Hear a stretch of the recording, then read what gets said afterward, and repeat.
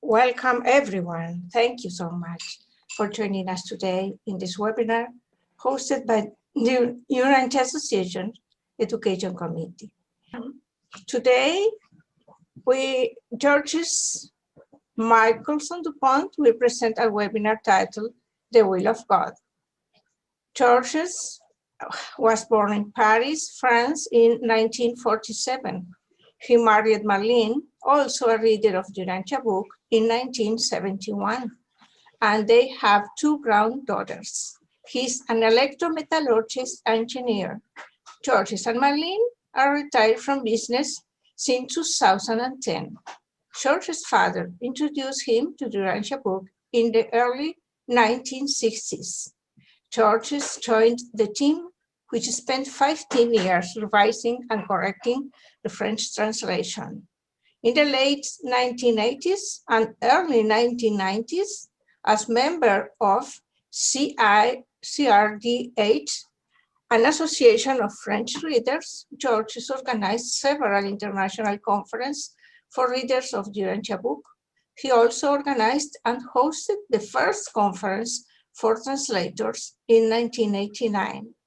In 1994, the trustees of Urantia Foundation appointed Georges and Marlene to the position of representatives of Urantia Foundation for the French-speaking countries. Georges became a trustee of Urantia Foundation in September of 1995, and in 1996, he became the first president of the French Association of Readers of the Urantia Book, a member of the Urantia Association International. In 1999, Dorothy Elder and Georges launched the Urantia Book Internet School. Today, Georges is the International Vice President of Urantia Foundation and the Manager of Translations. Thank you, Georges, for your willingness to serve. The session is yours. Thank you, Jenny, for your kindness. And also, I would like to thank the IUA Association for organizing this type of webinar. Because of the COVID, our social life is very reduced.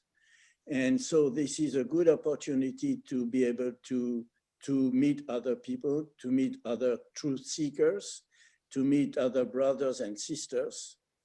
I noted that we are 41 participants in this webinar. So what a nice audience. I think I know most of you, and I thank you for joining this webinar. As Jenny said, the purpose, the title of this webinar is to do the will of God.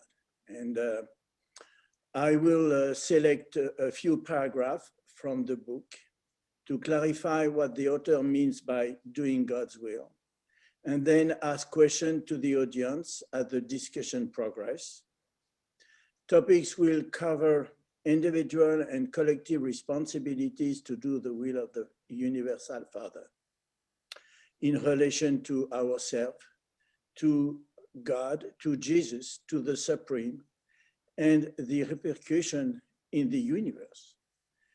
Perhaps we may start with 1 minute of silent meditation and thank our Universal Father to gather all together in his name and to try to know more about him. So it will start now for a minute. Thank you. Thank you so much, Father, to indwell each other. We love you, we adore you, we worship you. We want to do your will. Amen. First of all, when I was a first-time reader, one question always haunted me.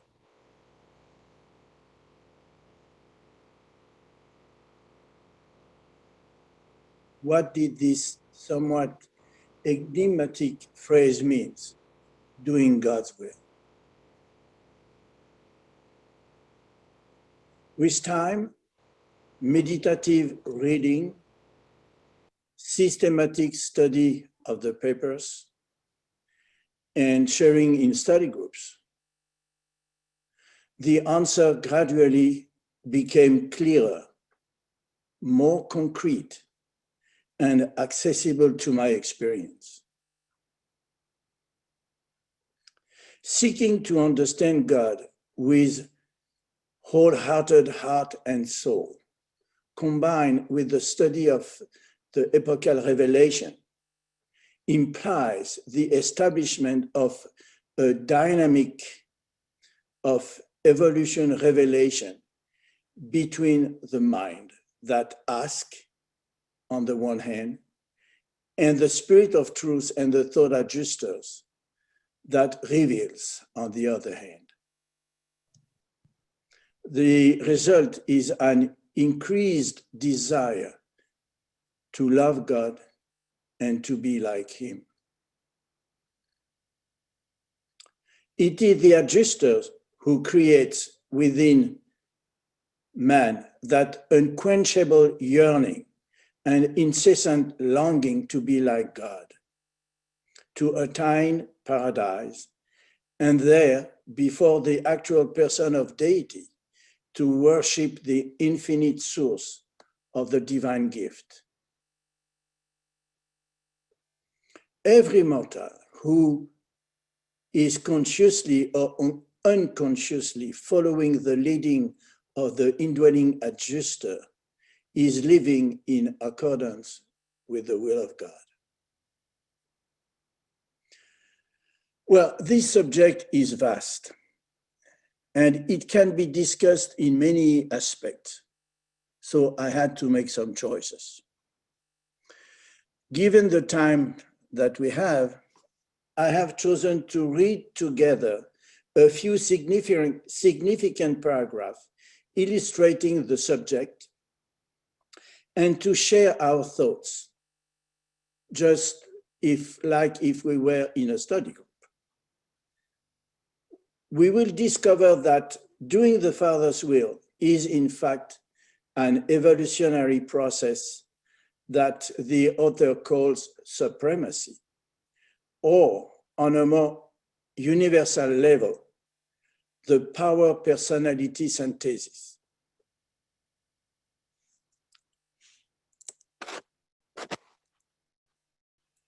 So the first paragraph, from the universal Father who inhabits eternity, there has gone forth the supreme mandate, be you perfect, even as I am perfect. Urantia mortals can hardly hope to be perfect in the infinite sense, but it is entirely possible for human beings, starting out as they do on this planet, to attain the supernal and divine goal which the infinite God has set for mortal man. And when they do achieve this destiny, they will, in all that pertains to self-realization and mind attainment, be just as replete in their sphere of divine perfection as God Himself is in His sphere of infinity and eternity.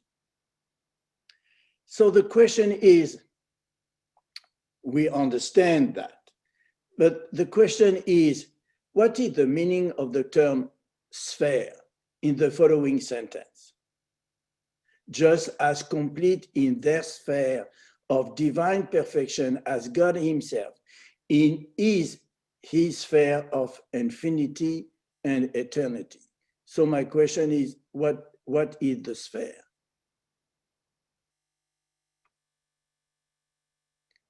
Don't be shy and just take the floor if you want. We are just like in a study group, so it is very easy. It is a discussion. Hello, everybody. My name is Dedrick Baker. I go by D-Bake the Wise. But to answer your question, the term sphere, I take it as the literal shape of his dwelling place. Does that make sense?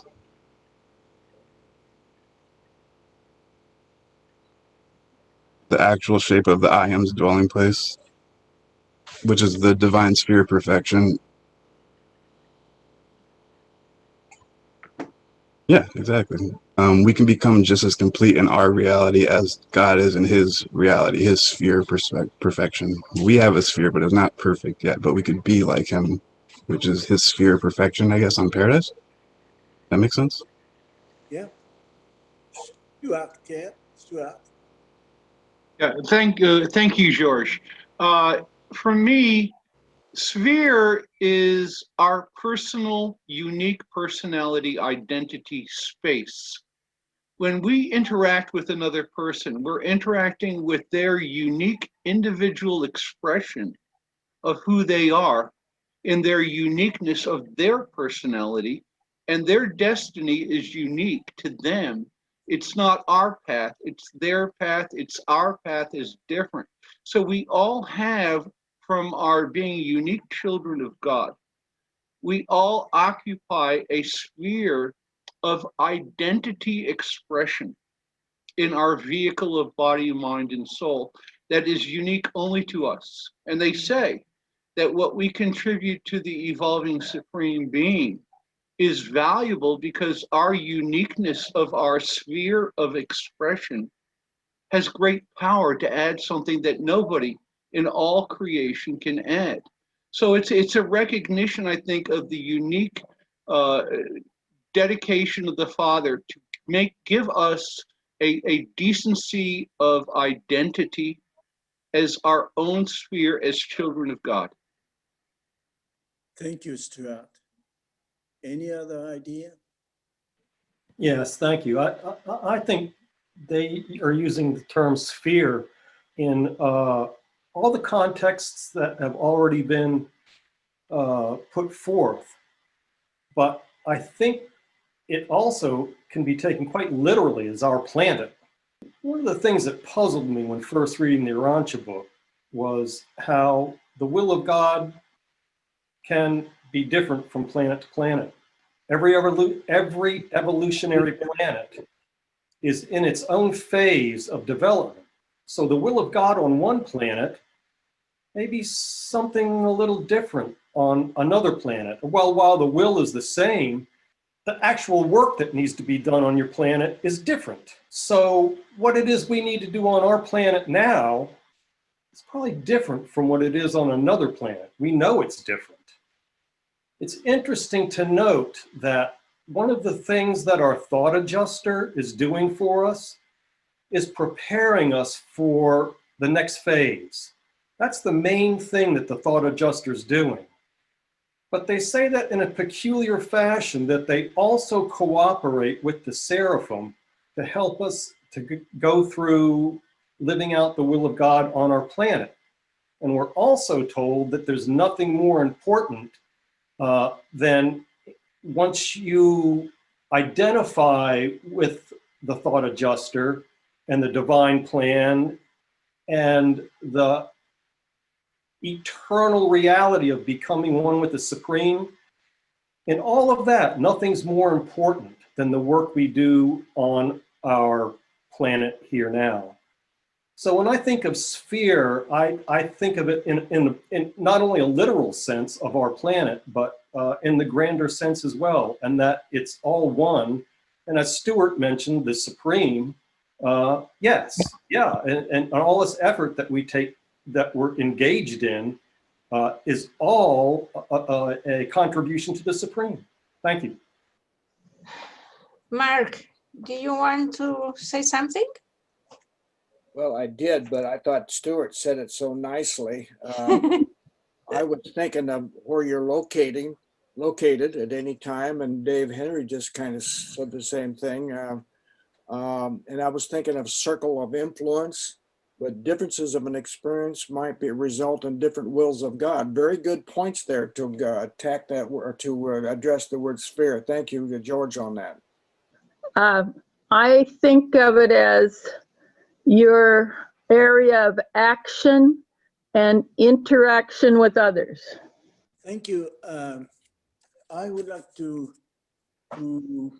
relate to what has been said. Our sphere. Yes, so this sphere is also can be seen also in time and space, in relation with our evolution, with the evolution of our mind frame, and also with the actualization of potentials.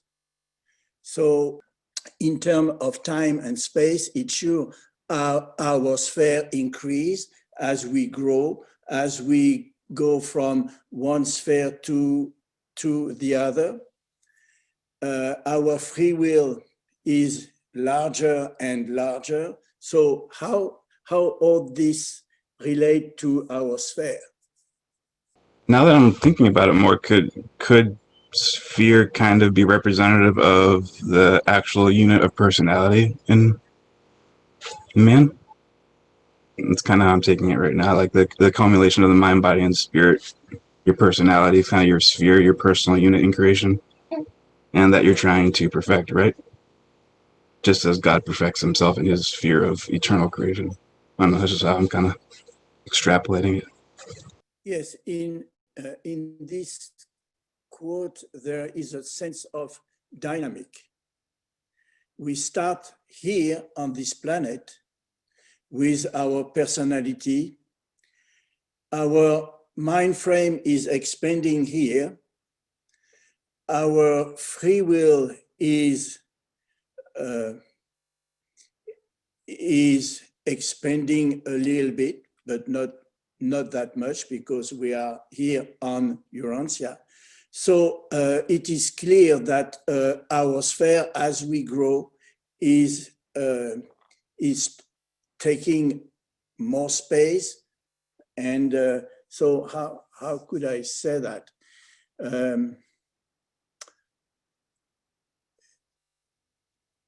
Our sphere is a space and a time where we do the will of God. And as we grow, as I said, we understand better what the will of God means.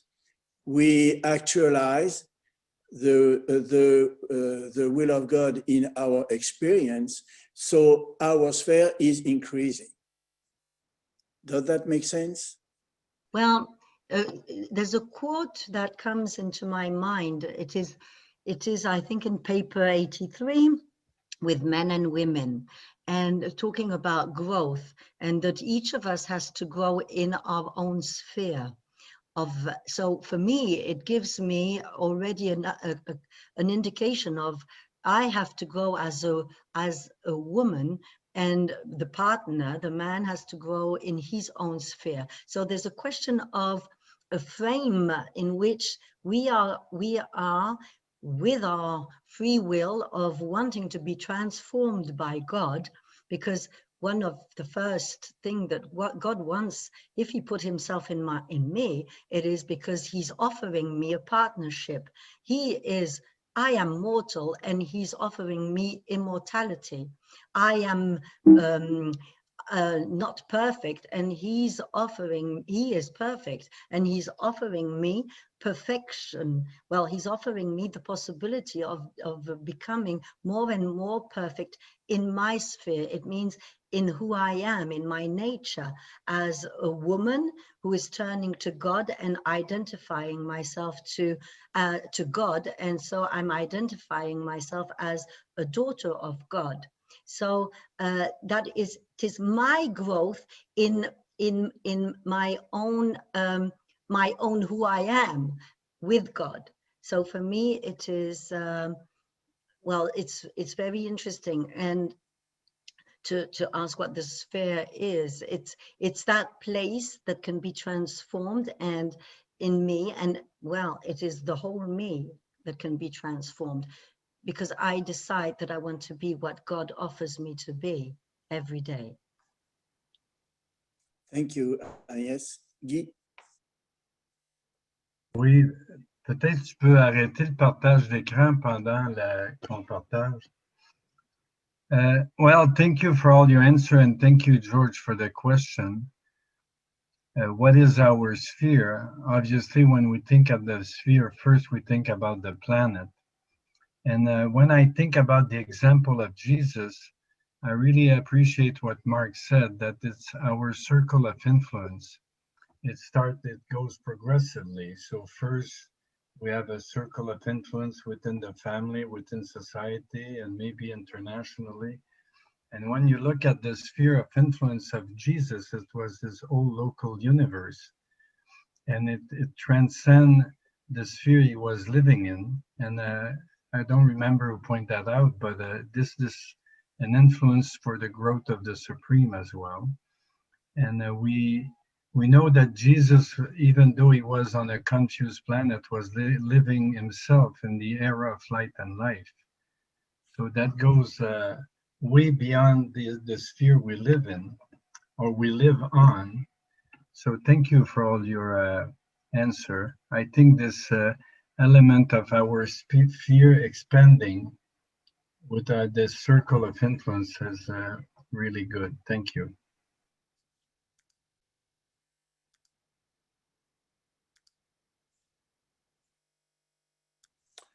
I will share again my screen for the next question. Bruce Johnson would have liked to say something. He had his hand up. Yeah, I just wanted to add one thing that caught my attention when you talked about that it's a dynamic, how our perspective here, we're on an isolated world with very similar spheres, mortal spheres with each other, and how fascinating it will be when in the next life, in the Urantia lives, to be exposed to this wide range of spheres, that these other beings coming from other planets, beings that have been around for millions of years, plus we'll have an expanded mental capacity so that it's a dynamic thing. We're really starting from a very small sphere, an isolated sphere. And the future sounds very exciting, thinking of all the dynamics involved. Thanks. Thank you, Bruce.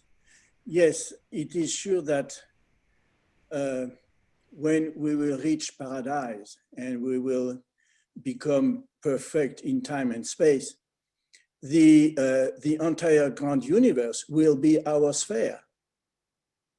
Sphere of action, sphere of influence in our own way. And I believe this is what God loves. God loves diversity, and he can express himself through us thanks to our sphere of influence. So it is really something that is growing, and it is so exciting to be part of this evolutionary progress, because our sphere will expand. So let's see the next quote. That perfection may not be universal in the material sense, unlimited in intellectual grasp, or final in spiritual experience, but it is final and complete in all finite aspects of divinity of will, perfection of personality motivation, and God consciousness. And we have the second one. Divinity is creature comprehensible as truth, beauty, and goodness, correlated in personality as love, mercy, and ministry, disclosed on impersonal level as justice, power, and sovereignty. Just in brackets, our sphere is also on impersonal level. It is not only on in our inner life and in our social activities, but it is also on impersonal level. So the question here is, in light of those two quotes, what means for you divinity of will, perfection of personality motivation, and God consciousness?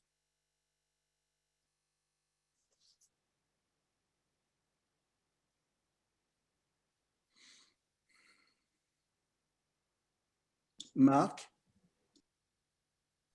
George, I'm wondering if the authors here are redefining for us or defining for us qualifications for fusion. If we think about this, they're expanding our consciousness, as is they're telling us in the first page of the forward, expanding cosmic consciousness. They're defining for us what it qualifies to be godlike. I'm done. Yeah. Yeah, this is one way our sphere expands. It is by our cosmic consciousness increasing, of course. So in light of those two quotes, what means for you divinity of will, perfection of personality motivation, and God consciousness? Bay, go ahead. Thank you, thank you. So divinity of will. So, but it is final. You'll be final and complete in divinity of will. You will be final and complete in all aspects of divinity of will. So, as I understand it, will is, like the book says, what the fulcrum for your personality, kind of like that. What the fulcrum for your personality, what moves you, what motivates you. I guess that we're getting to that in a second. But the divinity of will would be like finally that urge, that sensation that we have inside of us to understand what God's will is. That kind of gets satiated. That kind of gets completed. You know, your will merges with God's will finally at the very end, and it's like divinity of will. You actually feel God's will. It's no longer a question of I'm searching for God's will. It's I found God's will. You know, and that question gets answered. To me, that's divinity of will. When my will merges with the adjuster, and it is that one. That's when I will experience the divinity of will. Well, hopefully, we all will, right? Perfection of personality motivation. It's kind of a little to do with what I guess the concept I said before, but it has more to do with, I guess, not while you're in the divine sense, but when you're in your actual, personal sense. Like my name's Dedrick Baker. When I'm Dedrick Baker, when I'm not a finality yet, I'm still motivated by certain things, and I don't know what that ultimate thing is. I call it God, divinity, truth, beauty, and righteousness. But will it really be perfect until I actually experience them firsthand? And I don't think I'll get the perfection of personality motivation until I get to actually experience those truth, beauty, and righteousness firsthand, And then the last one, it says, and God consciousness. To me, God consciousness is just being conscious of that there's one creator, that there is a single soul personality behind the universe. Does that make any sense? I'm done there. So. Thank you. Thank you. Thank all of you guys. This is awesome. I didn't even know you guys existed. May I? Yeah, if I can. Georges, I think that statement where they define three triads of information about God and his will. The first triad is his personal correlation of, they say, love, mercy, and ministry. This is the true will of God. They say that those are the three that God wants us to focus on, being faucets of love, mercy, and ministry to the family of God. The other three is the nature of God. God reveals himself and is comprehensible to us as children through his truth, beauty, and goodness throughout the spheres of spirit, mind, and energy matter. That is the nature of God. He reveals his nature that way. But then they go into the impersonal disclosures of God, and they call it the law of God, justice, power, and sovereignty. This is the blind justice that does not take into consideration the individual, as special, but looks at the total foundation of the law of God. It's a very powerful statement these three triads breaking into God, into the area of spirit, mind, and matter, personality, all the way to impersonal disclosures. That's more of his deity beyond just his father nature. Two words stand out to me: the ministry, along with the perfection of personality, motivation. Those remind me that service is what's part of God's will, the action part. You're muted. Hello, everyone. When I see the words truth, beauty, and goodness, I see things that we can do and appreciate here on earth. It's like it says, it's comprehensible to us. So if we see something and it's beautiful, we appreciate it. I think that's God's will. If we make something that's done well as we can, I think we're participating in God's will in that way. So that's being part of divinity. It's understanding divinity somewhat. And we just do that more and more in our little spheres of activity, which is part of God. All our spheres are part of God's big sphere. So I can do things perfectly. I could count to 10 in English perfectly. I won't prove that, but you can take my word for it. But if I try to do that in another language, it's not going to sound perfect. So I think just day by day we do things, and we try to do things well, and that's to me what part of the answer to George's question is. Thank you.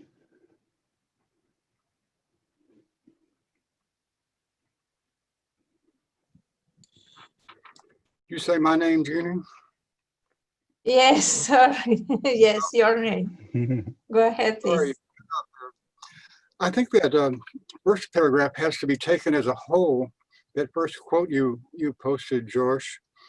They're trying to describe what perfection is on a divine level compared to what it is on our lower level here at the beginning of our universe career.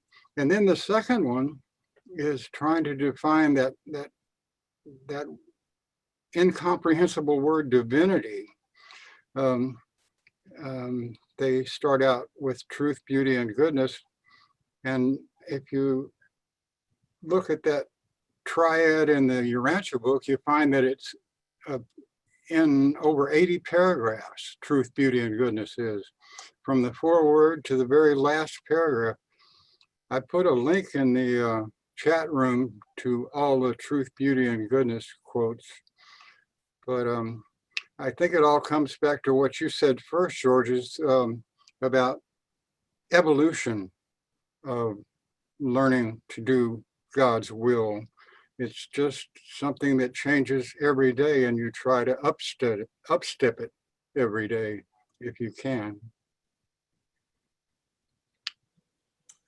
Well, there is also another aspect which I would like to focus a little bit is on the impersonal level as justice, power, and sovereignty. To me, divinity is creature comprehensible as truth, beauty, and goodness. It is in our inner life. Love, mercy, and ministry is in our relationship with others. And in personal level as justice, power, and sovereignty, it is in our social life. So I think divinity of will, perfection of personality, motivation, and God consciousness applies also on impersonal level. For instance, I take my personal experience. I founded a company, and inside that company, I had to be just with, to be fair with people, justice. I also had to have some power over the company. And also I had to gain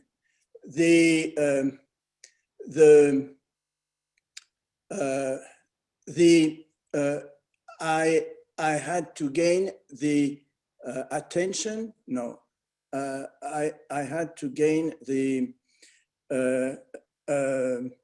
respect from my colleagues. So it is also this that is also on the impersonal level. Does that make sense for you? We always focus on personal relationship, inner life, but we have also the social aspect. And if we look at president of a country, he had that to try to be the best possible, meaning to gain divinity if in way of acting, perfection of personality motivation. He has to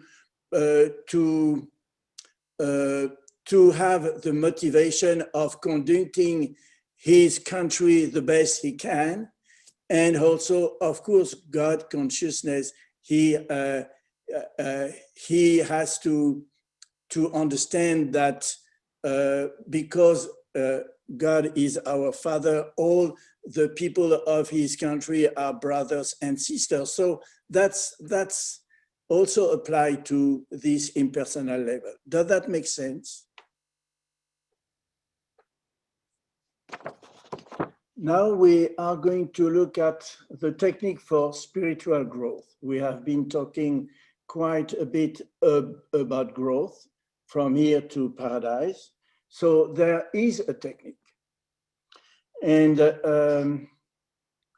we have to understand that man is of animal origin.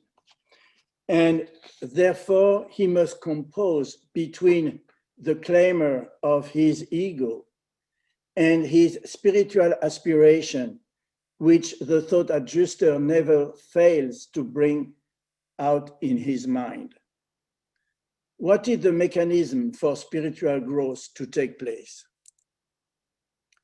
So we have this quote: in the inner experience of mind, mind is joined to matter. Such material linked minds cannot survive mortal death. The technique of survival is embraced in those adjustments of the human will and those transformations in the mortal mind whereby such a God-conscious intellect gradually becomes spirit-taught and eventually spirit-led. Mortal mind subservient to matter is destined to become increasingly material and consequently to suffer eventual personality extinction.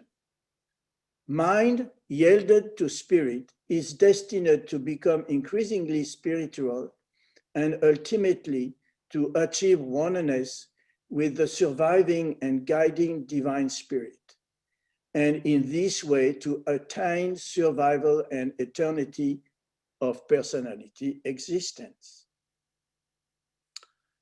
The question is, what means in your experience to make the adjustment of the human will and the transformation in the mortal mind by which a God-conscious intellect is gradually taught and eventually led by the spirit?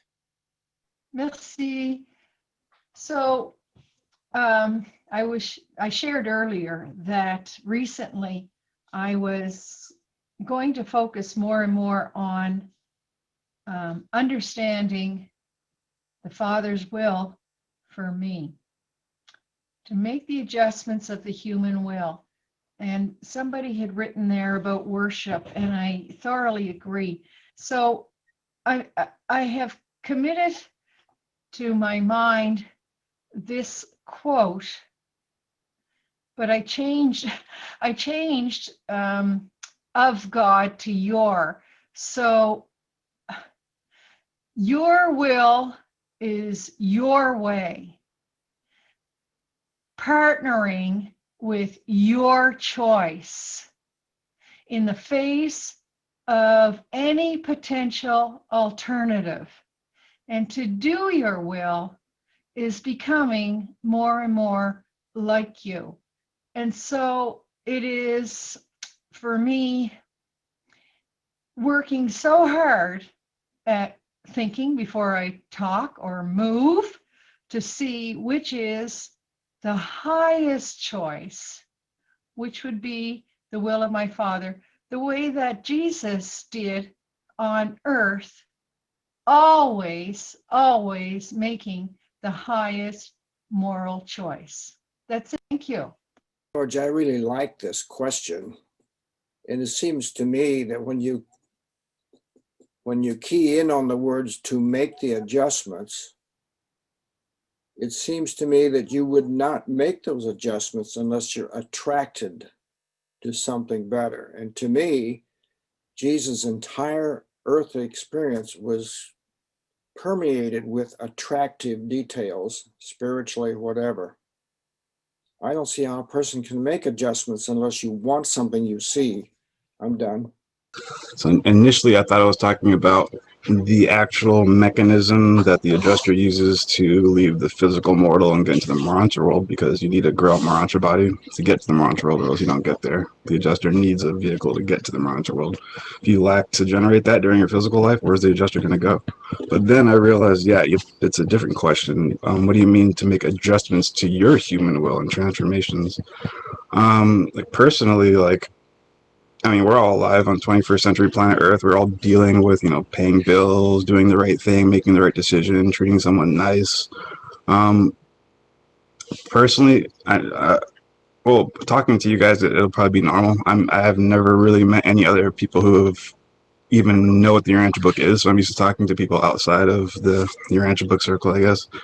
So I always say that's kind of sound crazy, but I don't sound crazy. You guys know what I'm talking about.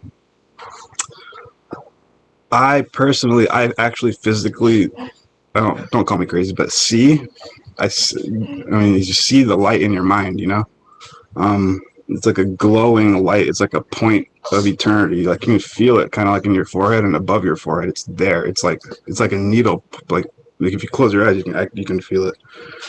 And if I ever feel myself get anxious, or if I feel myself get in a situation where I'm not really too sure, I will just stop.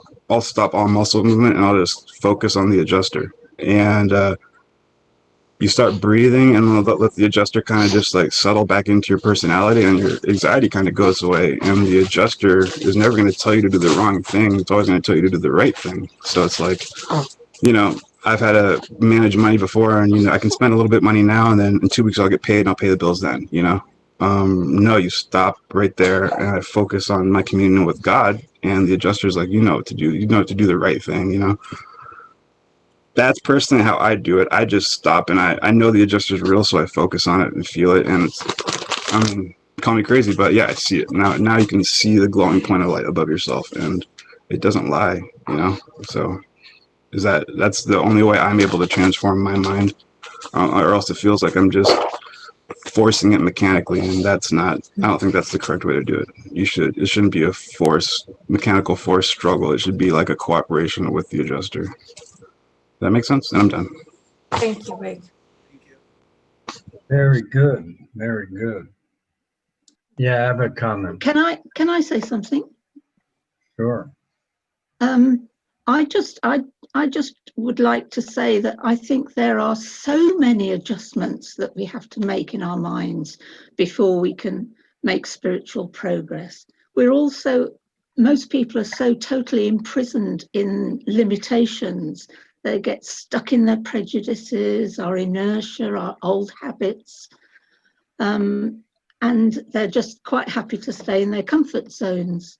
So I think spiritual progress means that we have to, it requires courage, commitment, intent, perseverance, and sincerity, as well as a huge investment in faith. God has given us all we need to do this, but we have to have the courage to explore these unknown realms.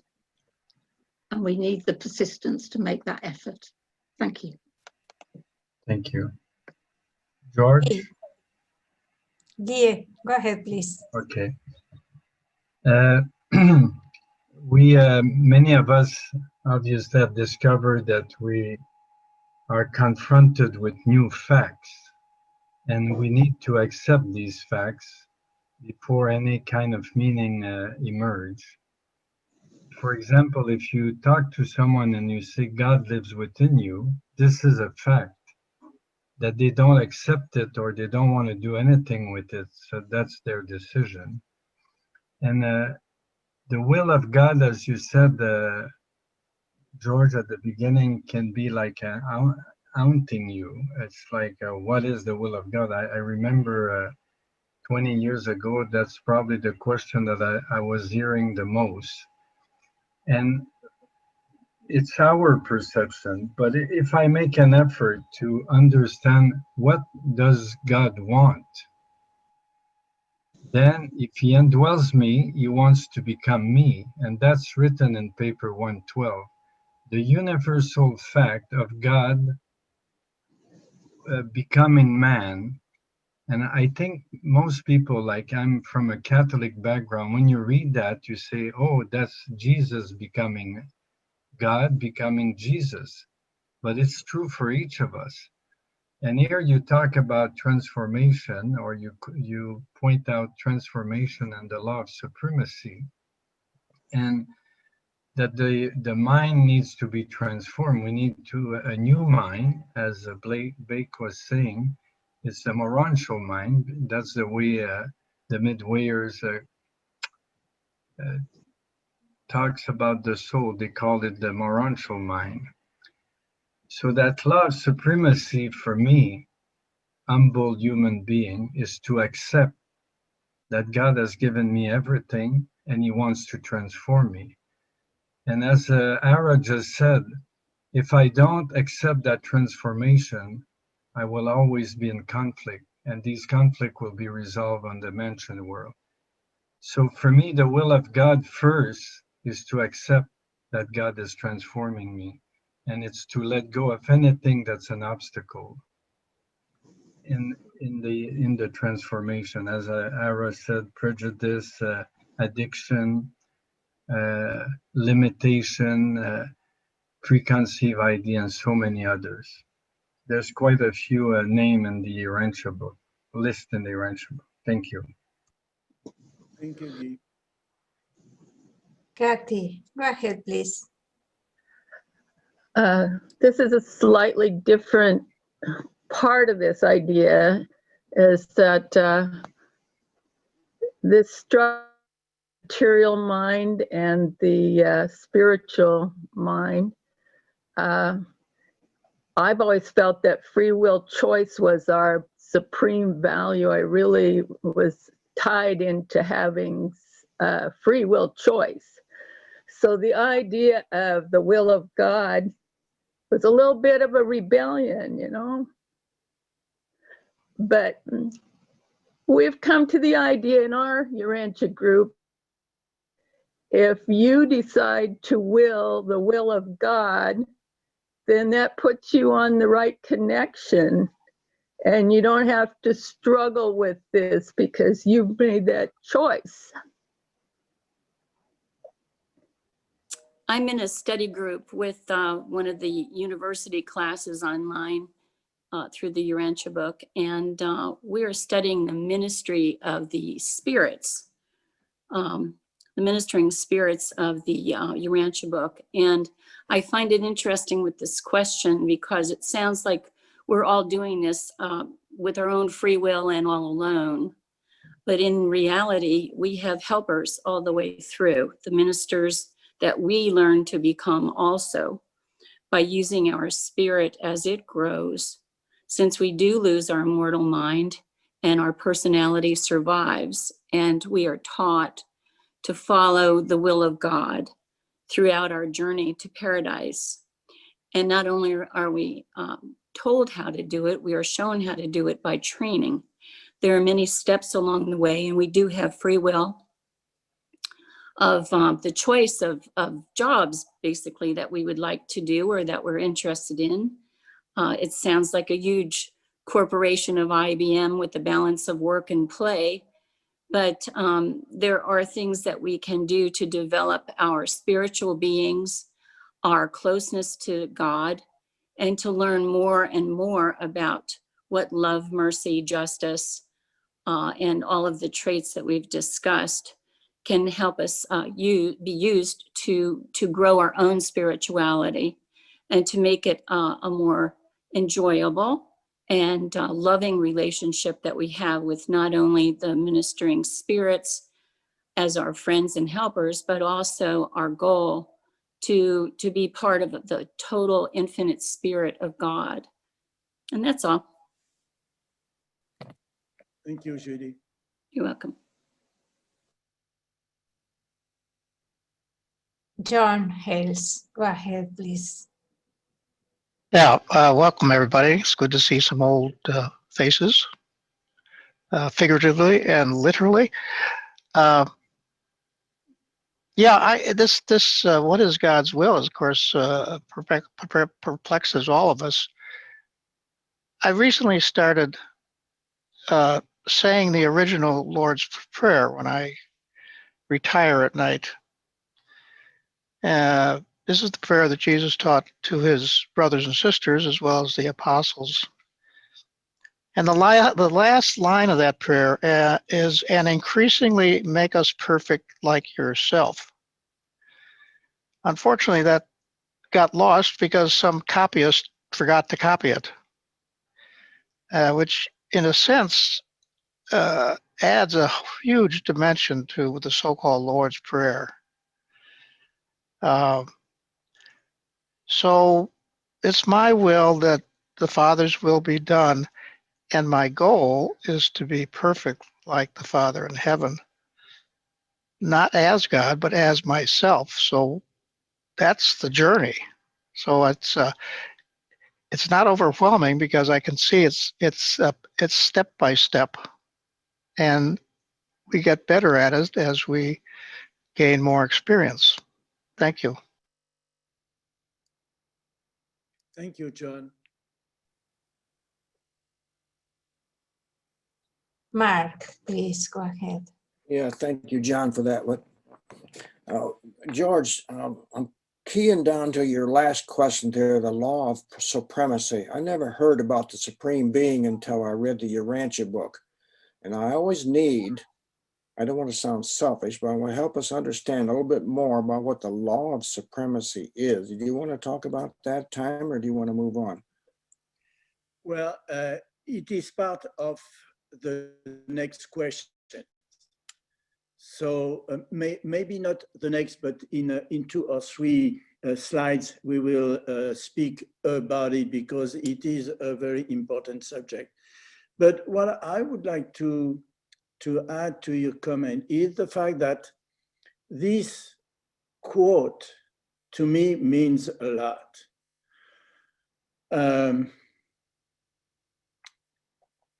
To make the adjustment of the human will and the transformation in the mortal mind. Before I read the Urantia book, I was very selfish. I was doing my will. I wanted to do my will.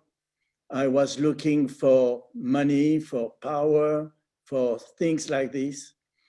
And looking at those false value led me to bankruptcy in my company. And then I suddenly realized that I was not looking for the right values. And I know it is my thought adjuster who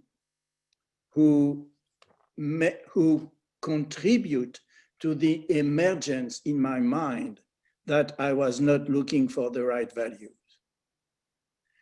And then I changed. I was adjusting my human will. And I discovered that by doing my will, I was not happy. I was poor, I was selfish, and I didn't like myself. So this transformation of the mortal mind talks to me very strongly. And those transformation in the mortal mind, it also means to me that I had to elevate my ideals. And I decided when I started to read the book, I decided to read that book every day during 30 minutes. And by doing that, slowly, my ideals were elevated and I understood finally what was the purpose of my life. That was not material. And this, the real text in the inner experience of man, mind is joined to matter. That was very true. And that material linked minds cannot survive. And this is really something. And so I just wanted to share that, because this question, we are all starting our life here on Urantia. And every mortal is confronted with that. And once you understand, and this is thanks to the revelation, once you understand that doing your own will not lead you to something good, then you are safe. And this is the work of the thought adjuster and the spirit of truth in our mind when we experience difficulties. You know, those in paper 5, the divine counselor speaks about the law of the Father, those inevitabilities, and everyone is confronted in his life to where he is weak. And I was weak on that. I wanted to do my will, and this is how I suddenly changed. So that's very true for me. Yeah. Hello, everybody. I'm just, I was being checking all this about doing God's will, you know, and I was, I discovered that we were made by a universal Father, the universal Father. You know, we were made by someone above us, superhuman, you know, and the more we live in our world is a part of a planetary system, right? So the law of the planetary system is for us to advance towards that, towards our creator, you know. And the more we understand his will, or what do you want from us, you know, the closer we're gonna be to him, you know. So he through Jesus, he explained to us what is to do his Father's will, you know. And then the more we apply those principles, or what he asked for us to do to become one with the Father, is, you know, just to um, apply those principles in our life, you know, and look for the others. And that's for me. This since that's I was being created by someone super, you know, spiritual, you know. I, you know, that's the law, you know. That's the something higher that we can follow, you know. Not just I know we live in this planet, you know, attached to material things and to material living, but there's once we know over that we are being indwelled by a thought adjuster, you know, and he has the plan, who happens to be God's plan, you know, and it's something that not that many religions understand, that, you know, they were being indwelled by the spirit, you know, or the Father, and we should listen to him, you know, and also by the Jesus Spirit, you know, the Spirit of Truth. So we do have all that help that we need. All we need is to apply that into our life. That's that's my comment. Thank you. Thank you, Alfonso. Yes, I'm sorry, Mark. Indeed, there is a second question. From this quote, can you deduce the law of supremacy? Any idea from this quote? The law of supremacy. I might be a little bit wrong here, but I'm going to relate to the supreme being. And if the supreme being is an experiential deity that learns through all of our experiences, then shouldn't, when we make adjustments to the adjuster's will so that we are guided by the adjuster, shouldn't that be part of the supreme being's experience? Is that, I'm probably not answering the question correctly, but that's what I got from it. And I'm done. Yeah. Thank you. Hi. I came in late, so I didn't. I want to know what the Urantia book says about the law of supremacy. What does it say? Does it actually mention that somewhere? I came in late, so you probably already said that, but I didn't get it. So what I'd like to know is what the Urantia book says about the law of supremacy. Well, supremacy, we experience that every day. I know what it is, but I wondered what exactly the, sorry, but the Urantia says somewhere. There's a description of that. It must be, is it in the book as that law of supremacy? That was my question too. I couldn't find it exactly as law of supremacy. That's why I was a little confused. Indeed, it is in the book, and it is the mastery of matter by spirit through the mind and by the decision of personality. That is supremacy. And we experience that every day. This is an universal law. I'm sorry, but I have some problem with my. Does that make sense? Should I repeat that? Should I repeat? Would you please? It is the dominance, the mastery of the spirit over matter through the mediation of mind under the decision of the personality.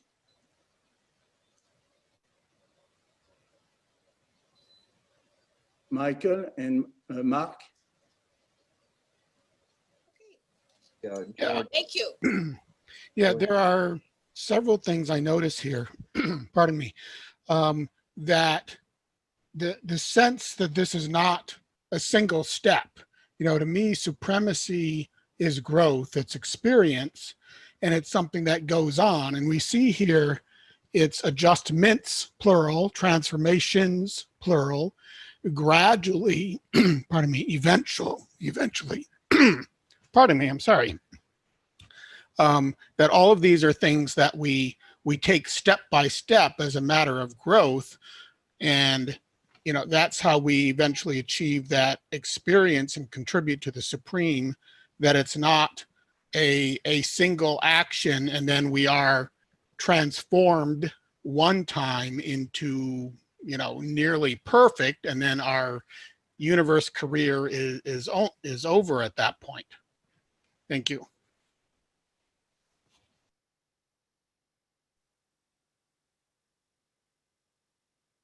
Mark? George, I was wondering if it could be no being lower than a supreme being, no being lower than God could ever speak for or have authority of a higher being. So the law of supremacy is automatic when no lesser knowledge person attempts to speak for the higher knowledge. Only the highest knowledge can speak with finality. To me, that's kind of an automatic law. Is that possible? Sorry, I didn't catch what you were saying. Could you repeat? Well, it seems to me like the law of supremacy may be something like no lower being can speak for a higher being with finality. In other words, the creature can never be greater than the creator. That's kind of like an automatic law. I'm done.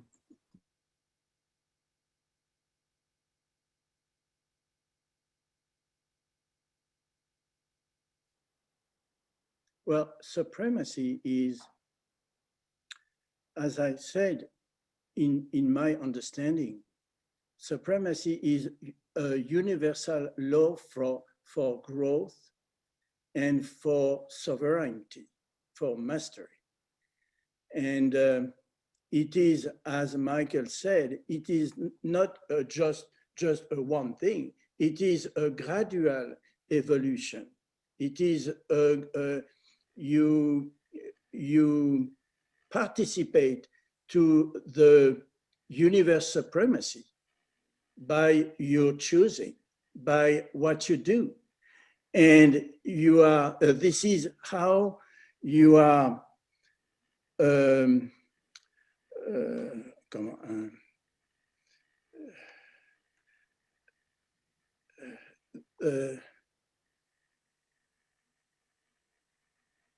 this is how you work with God.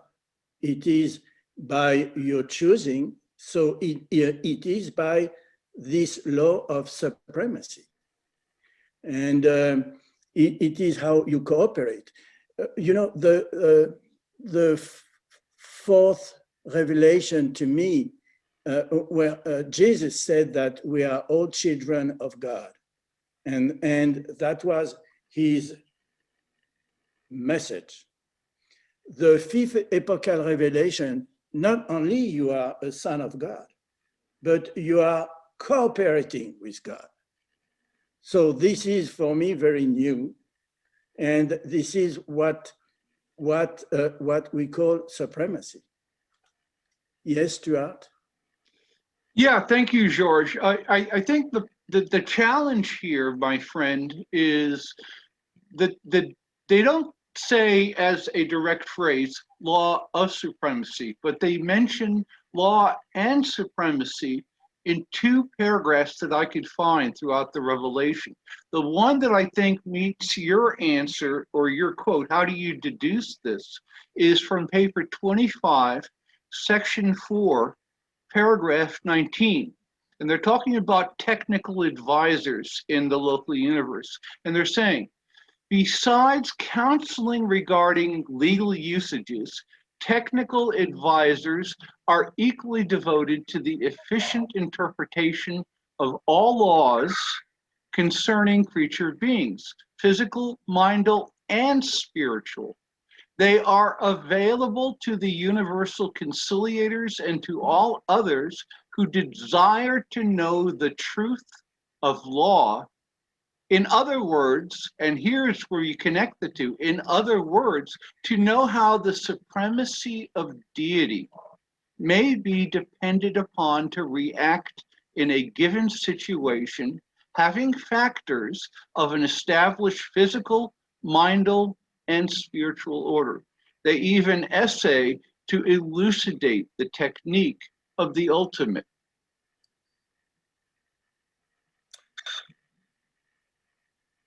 Susan? Could you repeat the citation that where you just got that? Yes, it's paper 25, section 4, paragraph 19 that starts with besides counseling. Okay. Yeah, maybe the term law is perhaps inappropriate. I would change that by technique, so to speak. Yes, Ralph. Yes, George. It's very interesting that the same technique or the same law that you cited earlier that also applies to soul growth. We grow our soul in that we authorize our thought adjuster to do the will of God. And in so doing, that gives the thought adjuster the ability or the authorization to grow our soul, which as we all know, is the eventual vehicle upon which we will depend on our ascension career. It's our soul that is the real us, which will become, which we will depend upon, of course, when we reach the mansion world. And I would like to add one other point that you referenced earlier about the importance of the inner life in doing the Father's will. There's a quote that states that to do the Father's will is nothing more nor less than demonstrate a willingness to share the inner life with God.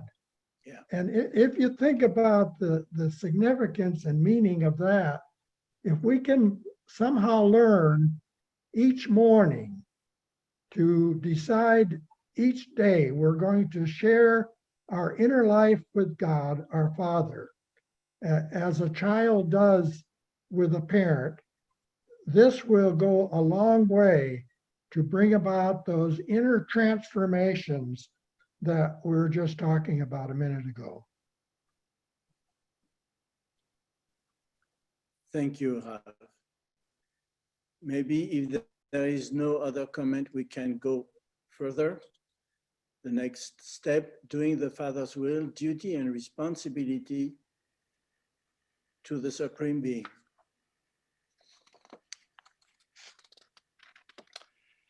To understand our duty and responsibility as participants in this adventure, we need to have a clear idea of God the Supreme, the Almighty Supreme, the Supreme Mind, and the Supreme Being.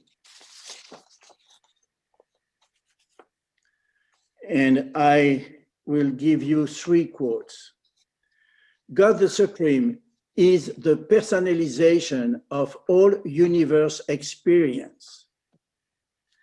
Personalization of all experience, of all universe experience. The focalization of all finite evolution. The maximization of all creature reality. The consummation of cosmic wisdom.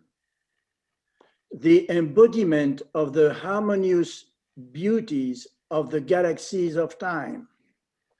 The truth of cosmic mind meanings, and the goodness of supreme spirit values. And God the Supreme will in the eternal future synthesize these manifold finite diversities into one experientially meaningful whole, even as they are now existentially united on absolute level in the Paradise Trinity. So that is God the Supreme. There are many other quotes to define who God the Supreme is, but God the Supreme comes from the Trinity. What is the Almighty Supreme? The Almighty Supreme is evolving as the over-controller of the physical power of the grand universe.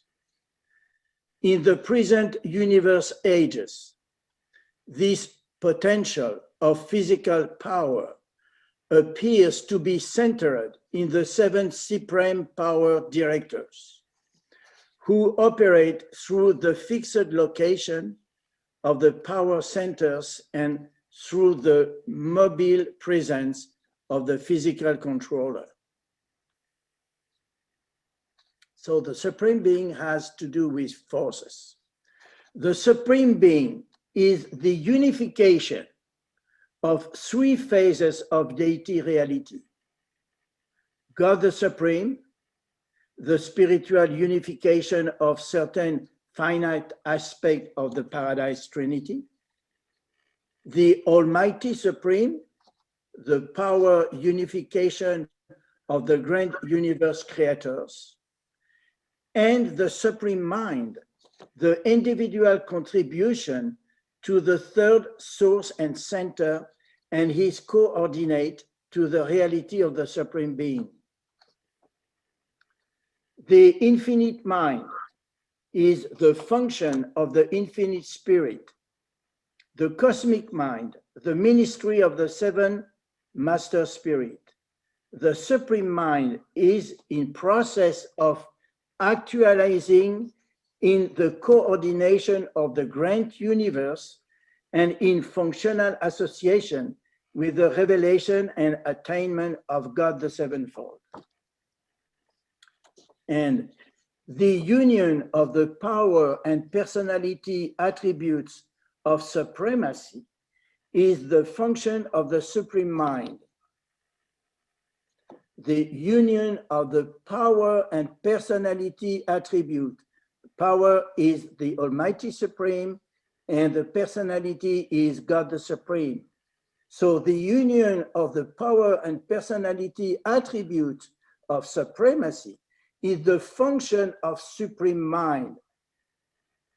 And the completed evolution of the Almighty Supreme will result in one unified and personal deity,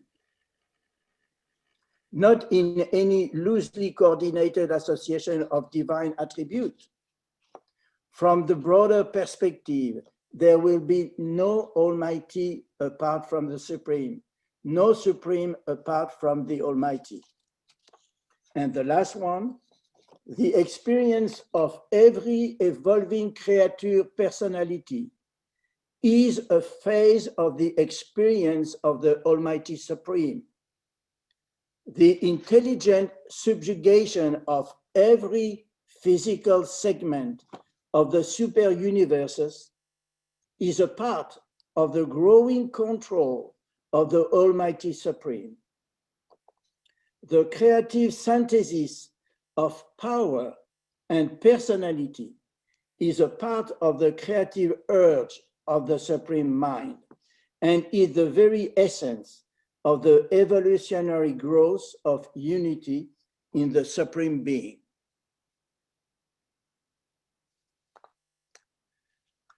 So let me see.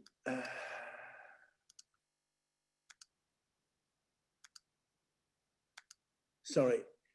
So this magnificent and universal injunction to strive for the attainment of the perfection of divinity is the first duty and should be the highest ambition of all the struggling creator creation of the God of perfection.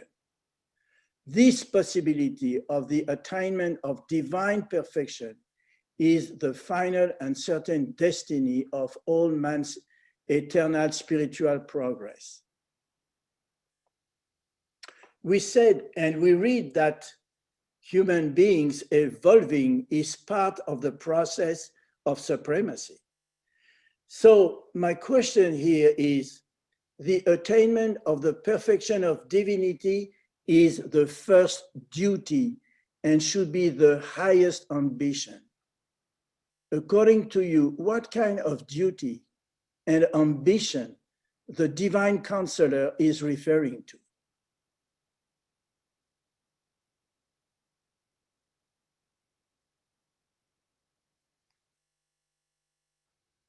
Any idea, any comment?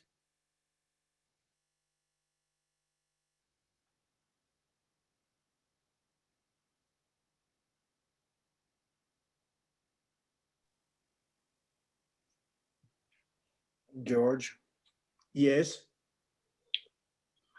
You've got excellent selections here and excellent questions that make me dig into my thinking. And I appreciate you for this. It keeps coming back to this word attraction. Why would anybody even have any ambition or choosing unless they were attracted to something attractive? And so the divine spirit within us helps to see what is attractive about God. That's just what I'm taking so far out of this. Thank you. Can I say something, Georges? Yes, sure. In my understanding, the duty and ambition the divine counselor is referring to is the fulfillment of the supreme mandate. Be you perfect as I am perfect. That is my answer. Okay, thank you. In all our efforts in this life, the first step is always finding God, and of course, seeking out His will. But there's something that we find in God, and that's love. And Jesus implored us to share the love that He shared with His fellow man, for us to do the same. There are many different ways that we can serve our fellow man. Jesus even pointed out that you can do the will of God, and it can be in the most secular of circumstances. You can get involved in politics. You can get involved in anything. And how much better would this world be if we had men and women of high ideals who could enter the secular world and do the will of God and to love and serve your fellow man. It's not until this occurs that things are going to get better on this planet. There are other aspects too, even family life. I just read in the Urantia book yesterday where we can hardly hope to have a better world until we have a more substantial family life. You go out today and you try to tell people about the fatherhood of God and the brotherhood of men, family life. That's not true in just true in the United States. That's across the globe.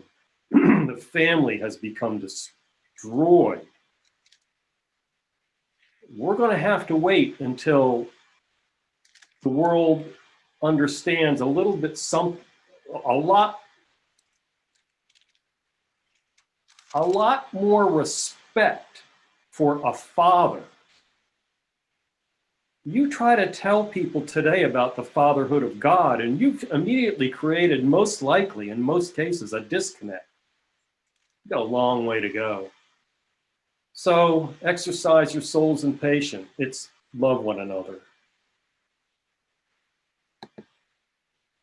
Thank you. John. Yes, thank you. Well, I look at your quote, George, which is terrific, and then I look at its location. This quote's in the first paper.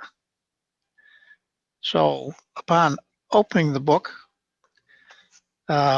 if you attempt to read the foreword, or if you get through the foreword, here you are. You come to this first paper, and I guess it's in the preamble.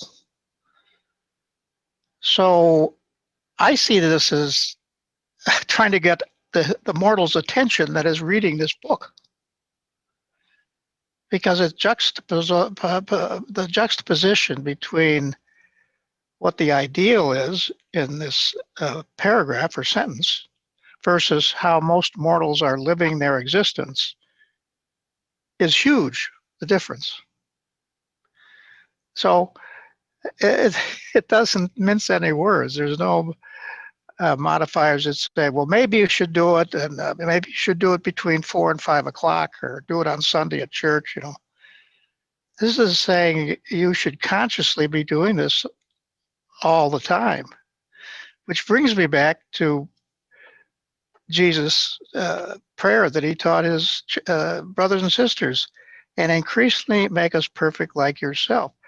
This is the reminder to focus our will on this very thing that you've presented to us today. So that's really a cool thing. Thank you. Thank you, John. Bake? Awesome, thanks. Yeah, the attainment of the perfection of divinity is the first duty. Specifically, from the divine counselor's point of view, what is it referring to? From my point of view, I think the first duty would be service, like service to your fellow man, because that's the perfection of service is divine. Divine is the or God the Father is is eternally serving us. So that's like the divinity of the first duty, and then the ambition should be the hunger to be godlike.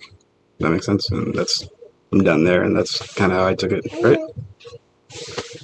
You guys are the best.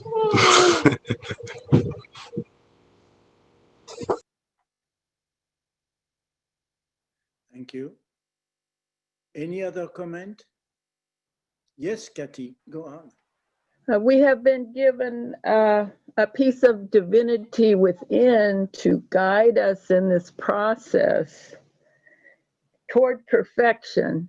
And I feel like our first duty is to develop a connection with this monitor, adjuster, whatever you choose to term it.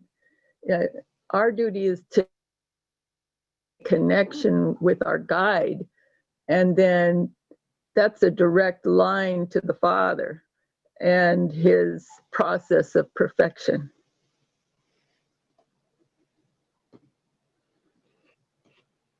Thank you, Kathy.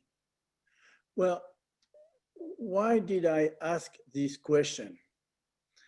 And why did I read all those statements about the Supreme Being, God the Supreme, the Almighty, and the Supreme Mind? To me, I think we are very closely related with them. And our duty, and this is my personal understanding, and I will read a quote after, but to me, my first duty is toward my soul. My soul is the next vehicle for my personality. And if this is not what this is what I am trying to achieve, which is important. And I want to be repersonalized on the mentioned world. I want to continue my life. And I love this life, even if it is difficult here. But my first duty is to make sure that my soul will survive. So that's my first duty and my ambition. And my second duty is toward Jesus. Jesus came on this planet and he showed us the way to God. He died on the cross, but he was the personification of God here on Urantia. And he's in charge of his local universe. He's in charge of bringing the entire universe to light and life. And this is not only in the organization point of view, it is also in the equilibrium of all the energies that are in his local universe, and also toward all his children. We are his children. So our duty to him is to help him in going toward light and life and become better person. And the third duty to me is toward the Supreme Being. The author said that the fruit of the Spirit that we produce are the substance of the Supreme Being. So this means that we cooperate with him. And they said, if you don't want to continue your life, that's okay with you, but you will have lost an opportunity for the Supreme to have another experience. So that's also my duty to the Supreme Being. So all those, I put that question because in one of my study group at home a long time ago, we were reading this statement and someone asked, but what is this duty? Do I have a duty? I am free. I can do what I want. So no, you cannot do just what you want. You have a duty, and you have and if you have a duty, you have also an ambition. So this is why I ask this question. And I will read for you one paragraph.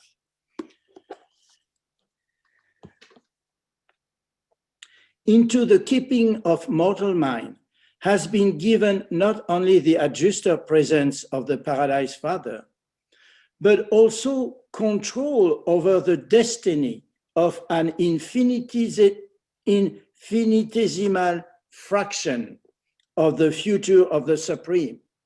Can you realize what does that mean? For as man attains human destiny, so does the Supreme achieve destiny on deity levels. And so the decision awaits each of you as it once awaited each of us.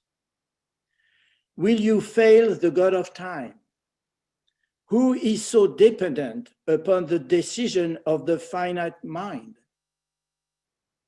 Will you fail the Supreme Personality of the universe by the slothfulness of animalistic retrogression?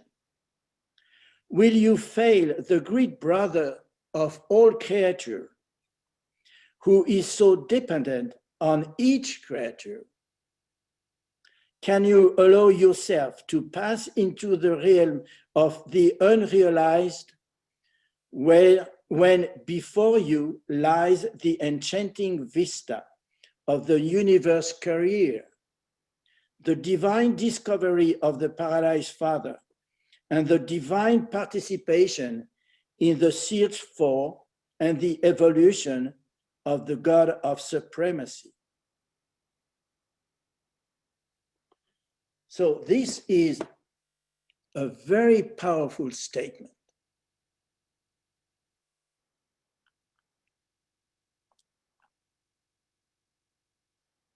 You're on mute, Patrick. I've got it. Thank you. Thank you, George. Wow, it's such a pleasure to be here today amongst all my brothers and sisters who are all going to paradise together. That's nice. All these agandanters. Love it. And thank you for that explanation of the Supreme. I never saw that before, how many different variations of the Supreme are explained in the book, and for your last statement that it's in man's keeping that we choose to help create the Supreme Being through all these experiences. To me, the Supreme is always the culmination of experiences in the universe, but you know, it's more than that. We're part of the Supreme. And I just wanted to clarify some things earlier. I forgot I had to raise my hand, so I was raising my hand this way. In terms of the personal experience of how we experience God and the adjustment of our personality, adjustments of our mind, and transformations of our personality, of our will, of the human will. And to me personally, because we're always talking personally, how I do it. And I love what everyone has said so far about the soul. I think that it's so important because it's the soul that we're evolving. Every decision, moral decision we make, the thought adjuster takes and creates our soul with that. So our soul's already here. And then Jesus said to start living from our soul. So I started to look up what the soul is. And the soul has a dual mind. And the dual mind is the divine and the human working in unison. It's always in unison. So whenever we're talking to God, the thought adjuster, and asking for his perfect plan to be manifest in our lives, that's it. That's our soul working. And it's like 5 years younger than we are. But it's amazing. We have to start living with our soul mind, which means what everybody else was saying, that it's more often that we talk to God, no matter what we're doing, even if it's the laundry. And I often do that. And he says, well, let's try folding the laundry this way instead of throwing it in the basket. And every little thing we do can be a manifestation of his perfection, everything we can do. And to me, that's really neat. And how are we gradually led and taught? Well, I'm a teacher. So in order to be taught, you have to learn to listen. And that is one of the most powerful things we can do, is to sit down in meditation like Jesus in the garden every single day. And you're practicing. And they say it's not just the quality of your decisions and your actions, it's the quantity. So in that one, I just want to remind myself all the time that it's over and over and over again. So it's consistently cooperating with and talking to my adjuster. It's the end of the book, they say, make an intimate relationship with your adjuster. And to me, that means intimacy is a key word. It's like, he's me. How many times in the book they say your adjuster is you, is actually you. We're giving him our human experience. He's an eternal being that's experiencing his human creation through us, and we have to do that through our will. And that brought me to personality, which is personality. They say that's where our will is. It's in our personality. In the thought adjuster section, that's a very incredible psychological statement. Our personality is, our will is, when we make a decision, it's coming from our personality. And what is our personality but a gift from the Father in paradise? We have two pieces of him in us. It's our personality. We're on his personality circuit. We're a piece of his perfect personality. That's the creator of all things. And he said, okay, so I'm going to give you a guide too, which is our thought adjuster. So we have the thought adjuster, which comes with the perfect plan. And that, talk about duty. When you talk about duty, it's like, to whom? And I think everybody sort of explained it in a nutshell. And you brought one up I forgot, and that's duty to myself. And that's to survive, because look at how they warn us every time. If we go materialistically, we would destroy our personality. We would destroy our experience of our personality, right? Personality can't be eliminated. It's part of God. So in that way, when I think about, when I make a decision, I'm being urged by the Father in paradise through my personality to make a decision. That decision is to do the perfect plan, which my adjuster has. So we're like in a pincher movement. I don't see, if you become really God conscious, I don't see how we can not choose to go on in this incredible experience that he's offering to us. And he's offering us everything. And so he wants us to offer everything to everybody we know and meet in our lives. And that sphere of influence is just that. It's who we meet in our lives. It's like COVID, our bubbles, right? Our bubbles of people that we're safe with. So whoever we're meeting, they're sending them to us so that we can help them realize the incredible revelation that we've been given, of who we really are. We're this piece of God. We have a piece of his personality, and we have a piece of his divinity, which is the thought adjuster. If you really sit and you practice meditation and worship, then you're unifying. This gratitude comes in me. That's just like, oh my God, this is incredible, right? You've given me everything. All I have to do is stay tuned in to you and what it is that you want.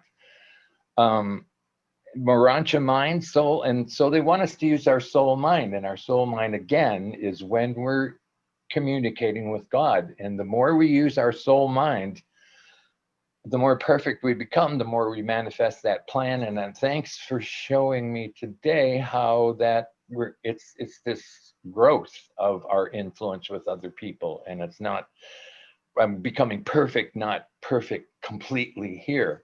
It's perfection in small units and small parts. And wow, it's just, I think that's about all I wanted to say. It's pretty fantastic. I mean, really, we have the Father in our mind, we have the Spirit of truth in our heart, mind, and we also have the mind of the Holy Spirit. So we have three paradise presences in ourselves. And we have the Holy Spirit, angels, her mind to communicate this through. And yeah, and that I'm I'm hoping that I can continue to live through my soul. And I'm also this animal that does animalistic things every single day, but I'm catching it faster. And I'm just saying, I'm turning more and more of the statements in the Urantia book to affirmations, which turns it into a communication with God direct. It's my direct communication with the Father. And part of it is that when I see that my mind isn't working well, I can say to him, I give you the power to hold my human intellectual tendency while you and I work on an answer to this problem. So it's that kind of language that I'm developing through affirmations with my adjuster to put me more in focus and keep me in focus in my soul mind. So all blessings to all of you all, brothers and sisters. Love you all. Thanks. Thank you, Patrick. Any other comment? Stuart and Kurt are waiting to speak. Go ahead, please. Yeah, thank you, Jean. I want to get back to that quote that you mentioned, George, on our first duty and ambition. That's the key thing. It's not just doing our duty, but it's having the ambition to want and do it. It's by saying, God's will, it is my will that the Father's will be done. It's an attitude connection. And when God says, be perfect, on the microscopic, that's us, and to everybody we interact with within the family of God. But on the macroscopic, it's the supreme being, the developing and evolution of the deity level of the supremacy, and the evolution and eventual emergence of the supreme being as a final representation of this. Now, the key thing here is we exist in time-space reality that is not perfect. There is no perfection until we evolve it. And it only evolves through our first duty and ambition to send ripples of our life and influence into time and space, and to send it to a point where it establishes a new pattern of deity expression on the level of supremacy, time and space. Very qualified, very controlled. There is no perfection to discover until we actually enact it. And when we get saved, here's my last thing. This book here is incredible because it represents in Nevedon the status of achieved wisdom within the administration of Michael. There is no high, but it's not perfect. And that's why the revelators always say, we don't know. And this is all relative, and it's relative because we're dealing in a struggle of emergence towards light and life and connection with the Father, and to bring it all into one complete unity of the grand universe. And we're not even close to doing that. So everything we do is a true supreme adventure in our lives. And every imagination, when God inspires us, don't limit your ripples into time and space of love, mercy, and ministry to everybody you deal with, because those ripples establish a new foundation. Thank you, Stuart. Kurt? Well, thank you, George. Everything we've been saying here has almost struck me as being at a very high intellectual theological level. And there's a statement in the book that talks about God's will that just for me kind of brings it home. And it's from the paper, The Adjuster and the Soul, 111. And it's the start of section 5, the consecration of choice. And it's so simple. It says, the doing of the will of God is nothing more or less than an exhibition of creature willingness to share the inner life with God. To me, that's the heart of what I'm trying to do the will of God, is to just put myself in connection with God as much as possible, and then extend that sharing to my brothers and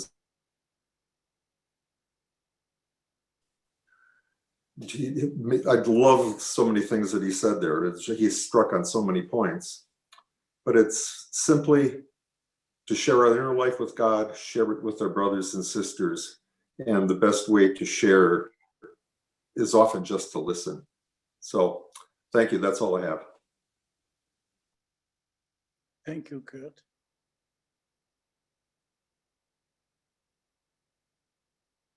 George? That's me? Hello, the other George?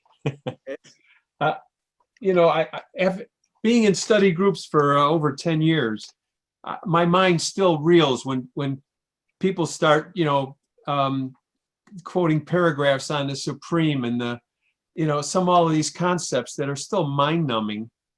And, I look at I try to study the Urantia Book along with my concordance of from the King James Version of the Bible.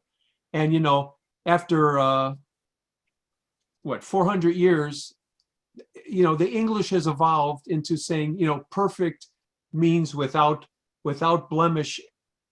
And it's funny, if perfection was an ability of ours, there would be no need for evolution. It's like, basically sin is defined as missing the mark, or, committing an offense that may or may not need punishment. And, there's two things in the book that, comes out of the Bible. And one of these is on page 1805 during the ordination of the 70. And Jesus tells these apostles, teach that man's whole duty is summed up in the one commandment. Love the Lord your God with all your mind and soul, and your neighbor as yourself. And also the same thing is on page 1901 under the Great Commandment, where, the Pharisee is trying to trip him up and ask him some difficult question from Hebrew theology. And he says, there is but one commandment, and that one is the greatest of all. And that commandment is, hear, O Israel, the Lord of our God, the Lord is one, and you shall love the Lord your God with all your heart, with all your soul, with all your mind, and with all your strength. This is the first and great commandment. And the second commandment is, like the first, indeed, it springs directly from therein. You shall love your neighbor as yourself. There is no other commandment greater than these. On these two commandments hang all the law and the prophets. And I think that's God's will, is that, those commandments, I just once you realize that, then everything else just will fall into place. There's a team of us heading on to the mansion worlds. There's like us, our adjuster. There's a pair of, guardian seraphim. There's, midwayers who could, as well as the 12 Melchizedeks that can materialize on this planet and, maybe, slap you across the face and give you some good advice. But essentially, love God with all your heart, all your mind, and treat your neighbor as yourself. And that's God's will. And I feel that, all this other, that now the revelation of the Urantia book is like putting icing on the cake. It's additional learning about our progress as mortal ascending creatures. It shouldn't be that difficult, and people shouldn't, I think, stretch their brains to understand some of this fantastic, fantastic stuff. I mean, it's simpler than we think. That's all. Maybe it is time to conclude because it is 7 past the time.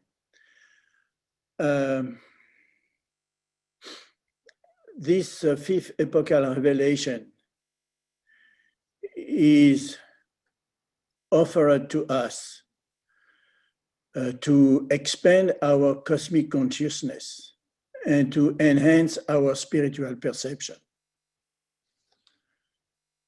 As far as I'm concerned with this revelation, it has produced on me a so benefic thing. Now I know where I go. Now I have a perspective of my spiritual career until paradise and over. It has strengthened my faith in God because now I have a better understanding of how the universe is administrated, how this universe is an extraordinary university for progress. And as I said before, not only we are the Son of God, but we are in cooperation with God. And to me, this is really important. And this study might be a little bit intellectual for some of you.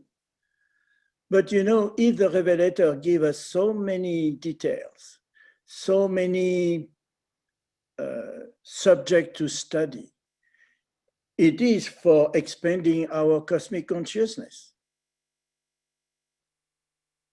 We are no more on the time of Jesus. We are now on the 21st century. And we and they think that it was the time for us to give all those informations.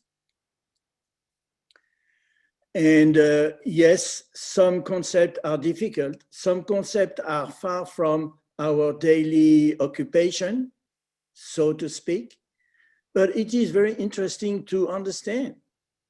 And if we have a mind, if we need to, this book, this revelation is also given to us to think in a better way, to have a better thinking. And by analyzing, by studying the revelation, part 1, part 2, and part 3, that gives me and that gives everyone a better quality of thinking. And I believe the 21st century is the century where the quality of thinking of people will increase. And hopefully, I do hope that, especially in our troubled times. So this is why I wanted to speak today and to have this sharing with all of us about what it means to do the will of God. I hope I have helped you in understanding. I have learned from you also. So thank you very much. And if Jenny, you have to say a few words before we stop, it is your turn. Thank you very much, Georges. Your presentation was wonderful. And also I learned very much today from you and from everyone. I want to thank you, everyone, for coming, for your presence, for sharing your point of view.